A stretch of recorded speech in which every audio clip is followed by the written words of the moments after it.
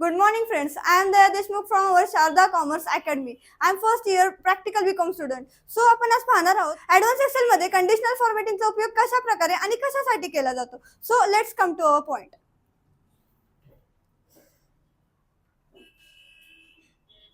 Conditional formatting मध्ये पहिला point आहे हायलाइट सेल रूल. त्यामध्ये पहिला पॉइंट ग्रेटर दॅन.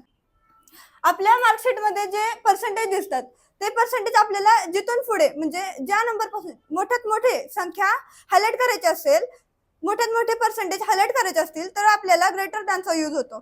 कसा तो मी तुम्हाला सांगते. पहिल्यांदा पर्सेंटेजचा कॉलम आपण सिलेक्ट करून घ्यायचा.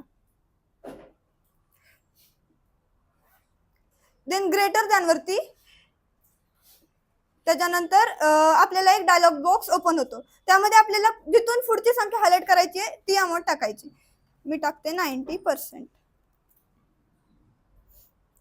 याच्यामध्ये आपल्याला जो पण colour background colour highlight colour पाहिजे असेल ना तर आपण ह्यामध्ये जाऊन सिलेक्ट करायचा.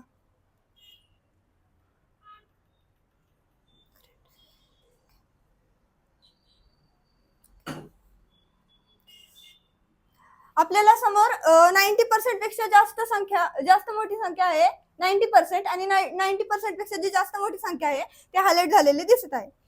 त्याच प्रकारे आपण कमीत कमी संख्या कशी हायलाइट करायची ते मी तुम्हाला सांगते. त्यासाठी आपल्याला लेस दॅन वरती जायचं.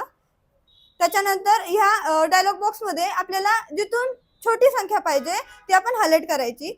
मी टाकते सिलेक्ट करायचं. पहिल्यांदा आपण सिलेक्ट करून घ्यायचं.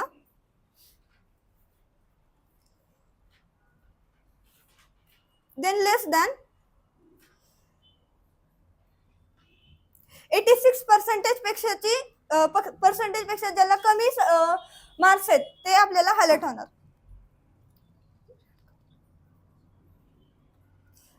आपल्याला समोर दिसत आहे 86% पेक्षा जे कमी मार्क्स आहेत ते आपल्याला हायलाइट झालेले समोर दिसत आहे.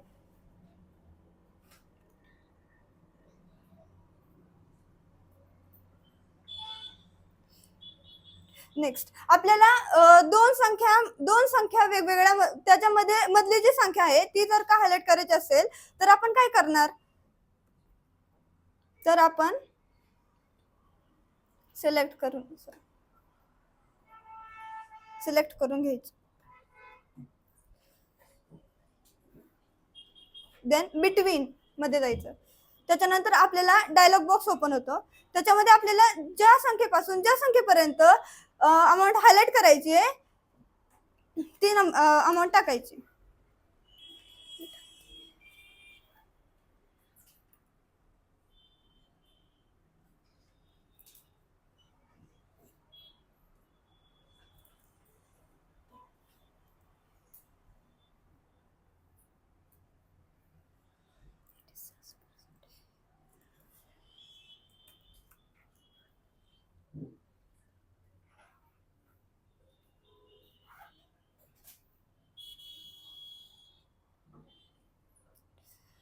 $77.90 त्यामधली सगळी संख्या हायलाइट झालेली आपल्याला दिसत आहे.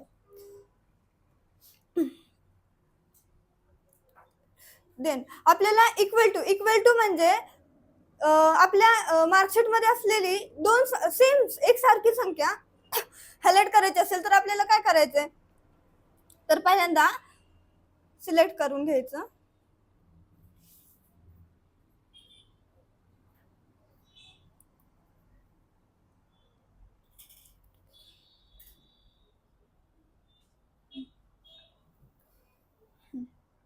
त्यानंतर कंडिशनल फॉर्मॅटिंग मध्ये जायचं.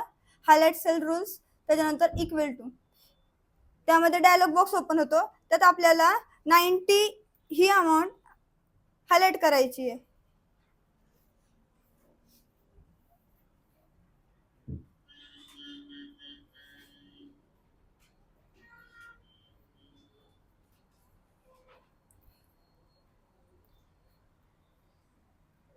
ओके. एक सारखी आपण सिलेक्ट केलेल्या अमाउंट पैकी जी एक सारखी अमाउंट आहे ती आपल्याला हायलाइट झालेली समोर दिसत आहे.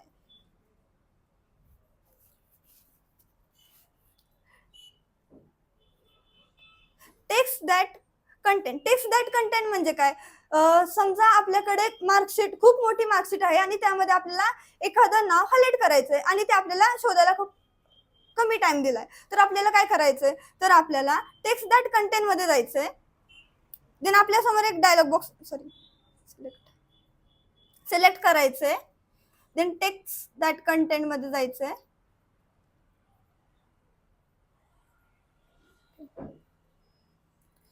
आपल्याला जे नाव पाहिजे ते आपण सर्च करायचं.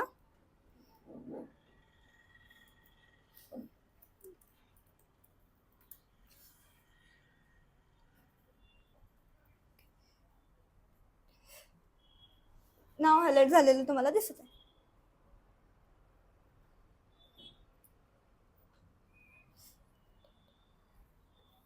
अ डेट अक्युरिंग म्हणजे आपल्याला जर उद्याची किंवा आजची डेट हायलाइट करायची असेल तर त्यासाठी आपल्याला काय करायचंय?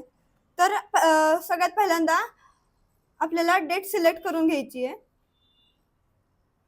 त्याच्यानंतर कंडिशनल फॉर्मॅटिंग मधून हायलाइट सेल रूल्स मध्ये जाऊन अ डेट अक्युरिंग मध्ये जाऊन आपल्या समोर एक डायलॉग बॉक्स ओपन होतो. आपल्याला जर उद्याची डेट हायलाइट करायची असेल तर आपल्याला टुमारो दाबून ओके करायचंय. उद्याची डेट हायलाइट झालेली तुम्हाला दिसत आहे. सो आज आपण पाहिलं कंडिशनल फॉर्मॅटिंग मध्ये असणारा पहिला पॉइंट त्याचा मार्कशीट मध्ये उपयोग कसा करायचा. आपण नेक्स्ट लेक्चरला नेक्स्ट पॉइंट बघूयात. धन्यवाद.